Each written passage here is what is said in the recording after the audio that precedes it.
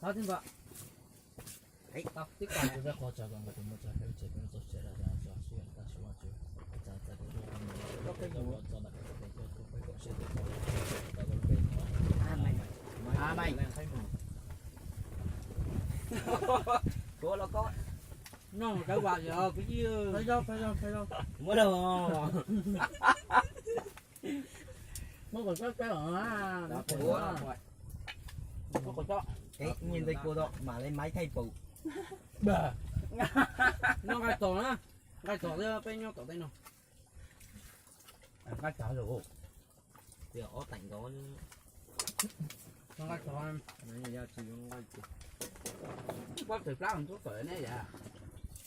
Nhiều gì số tiền lấy gì số tiền. Ôi vậy sao nó thay xong rồi ba hai giờ thế. Giờ các chợ như một đống mạo tỏ khó mất tiền. Anh mang tao mua cái đó em giờ cô gái. Nhiều quá. có mua được có cọc có tới tại buổi họ cũng được có định đến đâu Tháng đầu đáng thấy không? ra ca mua tiền mua tàu cô gì tăng cái khổ gì tăng là tiền Cái có kia cái nó lực tu vào. Nhiều gì số tiền mà xuất chân ó bà thì tống như nó phải.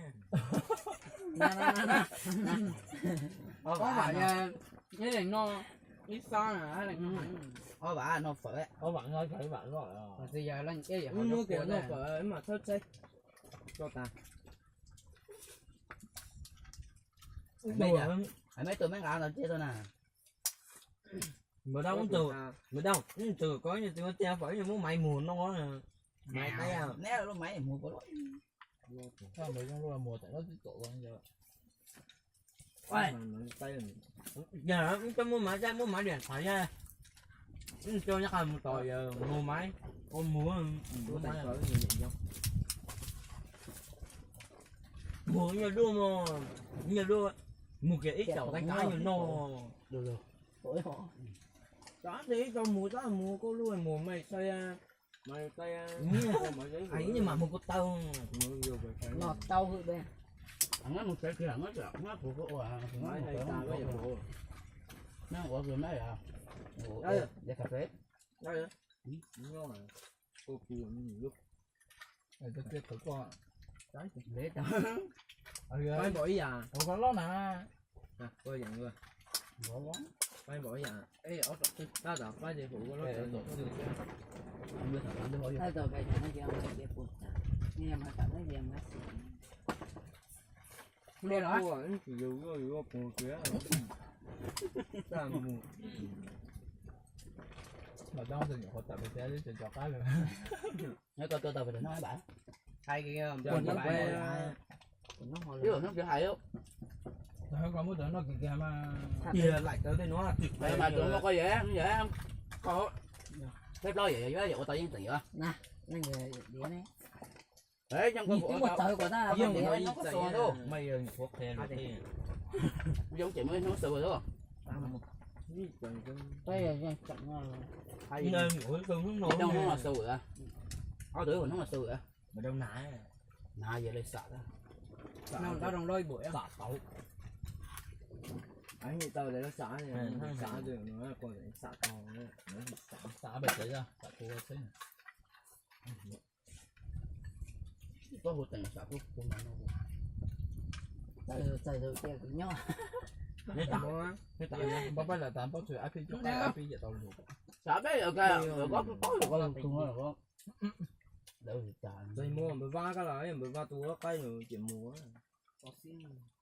Bây giờ sợ này nè. Rồi như hải. Bây giờ sợ này để bé chỉ nhớ phải trong rồi. Chỉ có chút chút thôi. Gì trong của đây. ra mà lừa đấy cuộc cảnh của chúng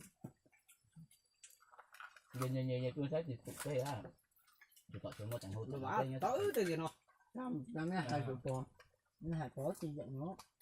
tám diễn cái một tầng vậy dòng có chút lâu chả phải người lừa đấy vừa giá là chị sợ và này hả về cái gì Có cái tăng cầu có lừa mà xã. Có thể phải được con nga tổ tàu á tổ khánh nữa phải đến chỗ gì đây là đây một quá đi về đi chờ người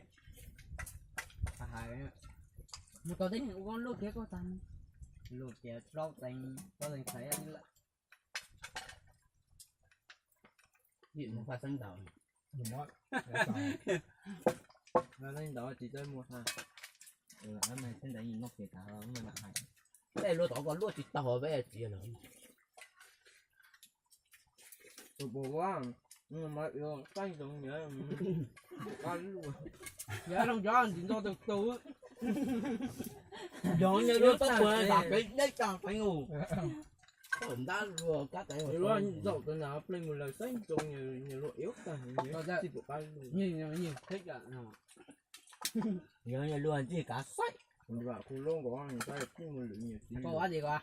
không Dấu. có tốt gì Như sao này quá. nhưng mà mai được bộ chỉ đó không nhiều tiền nhưng mà tại sao có một cái có tôi máy được bao nhiêu tắc không câu rồi chùa rồi nó bé của xe ơi cứ cho cứ gió thì đi mua nó lọc câu thôi nè Mất điện hành quá. trường chế nhung Mất điện hành mất là. dạ chỉ mới được cả hai người tới tới đó rằng con câu lục đi cái này tới thứ hai cơ ra cô nói chị cô ăn được bạn Có nhìn thấy tao đó. Trên đấy. giờ coi như bó thì nó luôn như tao luôn cái xe cứ lót phải thật không Nè. bây giờ ta đến thủy mày cứ lót phải thật không bao tôi rồi không Lưu luyện đây. chiếc phanh tàu mày Tôi đi bò. Thế là quan video chạy mà dễ phô thì bây giờ phát mà mỗi